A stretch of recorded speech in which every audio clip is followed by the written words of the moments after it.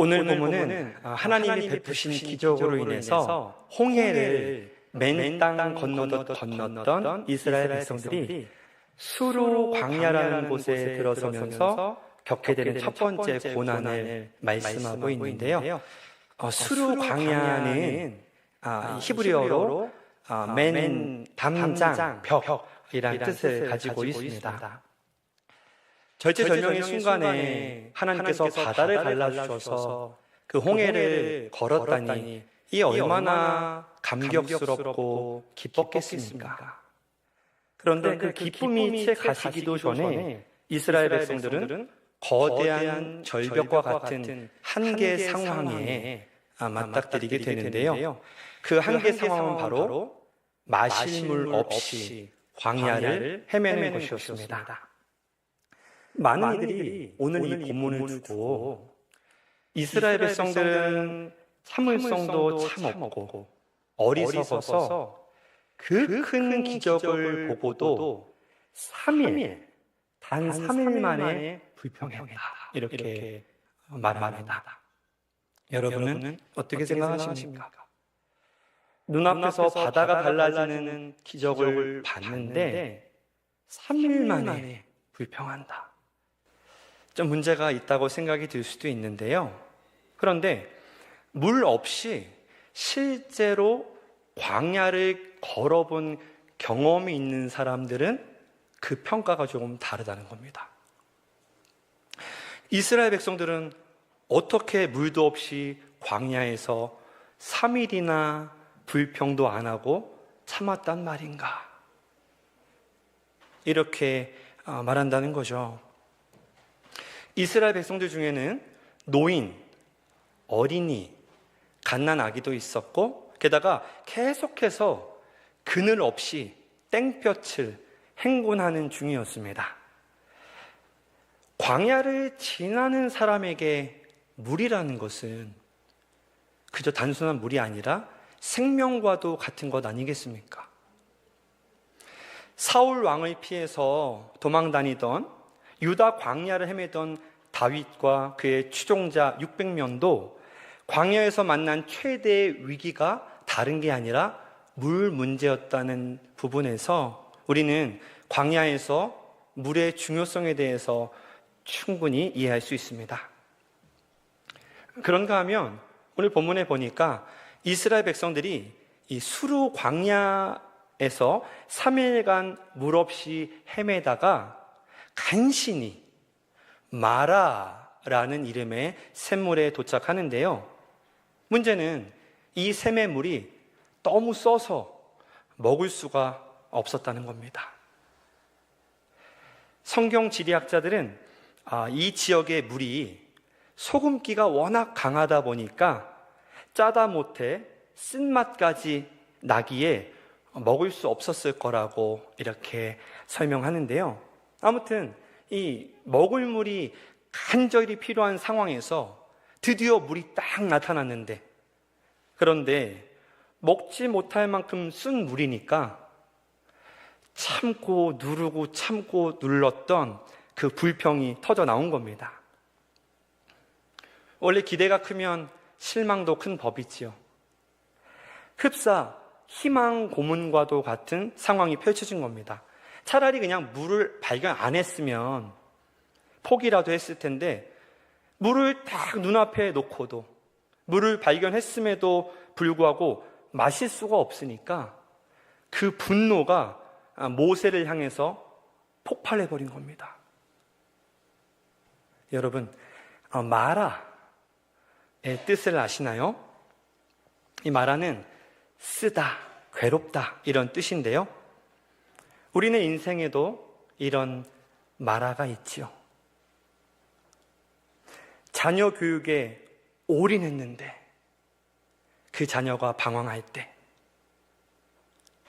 평생을 성실하게 직장에서 수고했는데 몸에 병이 들었을 때, 믿었던 사람에게 배신당했을 때, 우리 영혼은 기대했던 기쁨이 아니라 고통스러운 마라의 쓴물을 들이켜게 됩니다. 하나님은 모세에게 샘 옆에 있는 한 나무를 마라의 샘물에 던지라고 명령하시고요. 이윽고 모세가 그 한 나무를 던지니까 마라의 쓴물이 단물로 변합니다. 어떻습니까? 놀라운 일이죠. 대단한 행위가 아니라 한 나무를 던졌을 뿐인데 그런 기적이 나타났습니다. 여러분, 그런데 이것이 말씀드린 것처럼 기적이냐 아니면 어떤 과학적 원리가 있느냐 하는 것이죠. 이것을 알아보려면 먼저 모세가 던진 나뭇가지가 무엇인지 확인부터 해야겠습니다. 다수의 성서식물학자들은 모세가 던진 이 나뭇가지를 유도화라고 추정합니다. 우리 어르신들은 아실 거예요. 유도화. 유도화는 히브리어로 하르두프라고 하는데요. 예쁜 꽃이 피는 나무지만 독성이 있기 때문에 매우 위험한 나무입니다. 실례로 이스라엘의 한 고등학생이 이 유도화 잎으로 차를 끓여 먹고 심각한 상태에 빠진 적이 있었죠. 또 대한민국에서도 이 유도화를 달인 물을 가지고 살인 도구에 쓰는 그런 사건도 있었습니다. 그도 그럴 것이 이 유도화의 뿌리는 조선시대 죄인에게 내렸던 이 사약의 성분과도 같거든요. 협죽도라고도 불리는 이 유도화는 지중해 연안에 고루 퍼져 있고요. 우리나라에서는 제주도에서 자생하고 있습니다. 복숭아처럼 예쁜 꽃이 피지만 독을 품은 그런 무서운 유도화인데요. 그런데 어째서 이 나뭇가지가 마라의 샘물을 달게 했다는 것일까요? 학자들은 이 마라의 샘물 옆에 자라난 이 유도화를 지목하면서 독특한 설명을 덧붙이는데요. 그 내용인즉슨 유한한 인간은 단 것으로 쓴 것을 치료하지만 전능하신 하나님은 쓴 것으로 쓴 것을 치료하신다는 것입니다. 쉽게 말해 인간은 쓴 약을 먹고 나면 단 사탕을 먹지만 하나님은 그와 반대라는 것이죠. 왜 옛말에도 독으로 독을 치료한다고 하지 않았습니까? 성도 여러분, 마라의 샘물에 유도화를 던져라 이렇게 명령하신 하나님은요, 어찌 보면 쓴 물과 같은 우리네 인생에도 삶에도 똑같이 유도화를 던지십니다. 좋은 일이 생겼을 때는 감사하다가도 인생의 고난이 닥치면 불평불만하는 죄의 쓴 뿌리가 가득한 우리를 하나님께서는 유도화처럼 쓴 것으로 고쳐주신다는 것이죠. 저희 아버지는 2008년에 암이 발병한 이래로 그 암이 기적같이 싹 사라졌다가 재발하는 바람에 항암 치료를 받았던 적이 있습니다. 참으로 긴 고난의 시간이었고 제가 아픈 것은 아니지만 자식된 자로서 저에게 큰 기도 제목이었습니다. 근데요, 참 감사했던 것은 그 고난 앞에서 하나님을 더 의지하고 하나님 앞에 설 그날을 준비하는 아버지의 모습을 볼 수 있었다는 겁니다. 전에는 그런 모습을 보여준 적이 없거든요. 그 언젠가 설 명절을 기억합니다. 아버지가 저희 두 딸을 보면서 이렇게 말씀하시더라고요. 암 때문에 큰 손녀 태어나는 것이나 볼까 했는데 둘째 손녀까지 보게 되다니 하나님께 참 감사하고 이게 기적 아니냐. 당연하다고 여길 수 있는 모든 것이 아버지께는 감사의 기도 제목이 됐고 또 하나님의 은혜로 여겨지는 것을 보면서 마라의 쓴물을 변화시키는 유도화가 저희 아버지에게는 암이라는 병임을 깨닫게 되었습니다. 그래서 저는 그 고난 앞에서 감사했던 기억이 있습니다. 아버지는 인생의 마지막 페이지를 그렇게 아름답게 마무리하시고 천국에 가셨는데요. 사실 이러한 간증이 제게만 있겠습니까? 우리 성도님들의 삶 속에서도 쓴 고난이 단 축복으로 변했던 일들이 분명히 있었으리라 생각합니다. 성도 여러분, 독일 신학자 보네퍼는 말했습니다. 하나님은 우리가 구하는 걸 주시는 것이 아니라 우리가 필요한 것을 주신다. 때때로 우리네 인생에 던져진 질병들, 경제적인 어려움, 자녀 문제라는 유도하는 그 자체로는 독이고 쓰디쓴 고통입니다. 그러나 그 독과 같은 고난이 내 영혼에 던져졌을 때 세상에 중독되어 있던 내 마음이 정화되고 하나님 없이는 한순간도 살 수 없다는 고백이 터져 나오는 것입니다. 쓴 물이 쓴 나뭇가지로 고쳐지는 것이죠. 그리고 그 고난은 더 큰 고난인 십자가를 통과할 때 비로소 영광의 찬송으로 바뀌게 되는 겁니다. 여러분은 어떻습니까? 여러분 안에 있는 쓴물이 단물로 변화되고 계신가요? 잊지 마십시오. 하나님은 우리에게 단 것, 좋은 것만 주진 않으십니다. 때로는 고난, 때로는 연단, 때로는 시험거리를 주십니다. 그런데 바로 그것이 나를 더 하나님 앞에 서게 하고 더 하나님을 붙잡게 하고 더 하나님께 순종하도록 만든다는 것입니다. 더 놀라운 것은 오늘 본문이 들어있는 출애굽기 15장 전반부가 홍해를 가신 하나님을 찬양하는 내용으로 가득하다는 거죠. 이스라엘 백성들은 바다를 육지처럼 걷게 하신 하나님의 놀라운 기적을 체험하고 난 후에 그 입에 찬양이 가득했습니다. 그리고 홍해를 나와 맞닥뜨린 곳이 바로 수르 광야죠. 여기서 3일을 물 없이 걸은 겁니다. 기적적으로 바다를 건넜다. 그렇다면 다음은 더 큰 기적을 만나야 하지 않을까요? 이런 기적을 경험했으니 다음엔 더 큰 기적을 만나는 게 참 멋있지 않습니까? 그런데 우리 하나님은 그렇게 일을 안 하십니다. 홍해는 홍해고요. 물 없는 수르 광야는 수르 광야입니다. 우리네 인생도 한번 잘 생각해 보십시오. 행복한 일과 고통스러운 일이 반복해서 우리를 지나지 않던가요? 대체 하나님은 왜 그렇게 일하실까요? 좋은 일만 있으면 참 좋겠는데 왜 반복해서 우리에게 경험하게 하실까요? 이에 대해 오늘 본문 25절 하반절부터 26절이 설명해 주고 있는데요. 제가 읽어드립니다.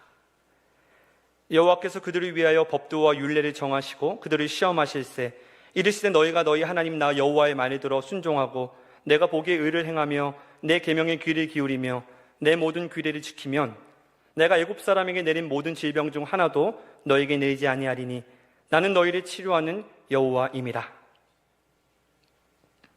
이 구절은요, 어떤 상황에서도 하나님의 말씀을 듣고 순종하고 의를 행하고 계명의 귀를 기울이는가 아닌가 하나님께서 인간을 시험하신다는 그런 말입니다. 여기서 시험하실세 이 단어는 히브리어로 나사라고 하는데요.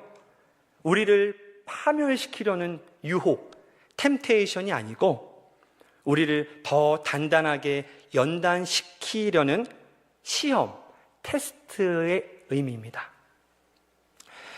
금광석을 뜨거운 용광로에 넣지 않습니까?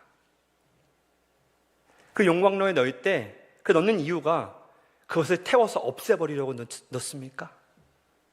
그것이 아니죠. 그 안에 불순물을 제거하고 정금을 만들기 위함이지 않습니까? 하나님은 지금 마라의 쓴물을 통해서 이스라엘 백성들 안에 남아있는 애굽의 불순물, 즉 세상적 가치관과 노예 근성을 태워내고 계신 것입니다. 성도 여러분, 만에 하나 우리가 복을 받을 때는 순종하고 고난받을 때는 불평하며 불순종한다면 이 얼마나 어린아이 같은 신앙이겠습니까? 중요한 것은 그런 약한 믿음 위에는 하나님이 아무것도 해 주실 수가 없다는 겁니다. 고로 하나님은 우리네 인생에서 홍해의 기적도 맛보게 하시지만 수루 광야의 쓴물도 만나게 하십니다. 그리고 그 모든 상황에서 오직 하나님께 의지하는 믿음의 연단을 우리로 하여금 감행하게 하십니다. 결국 우리가 어떠한 상황 속에서도 하나님께 순종한다면, 이해되지 않는 상황일지라도 내가 하나님의 말씀에 순종한다면,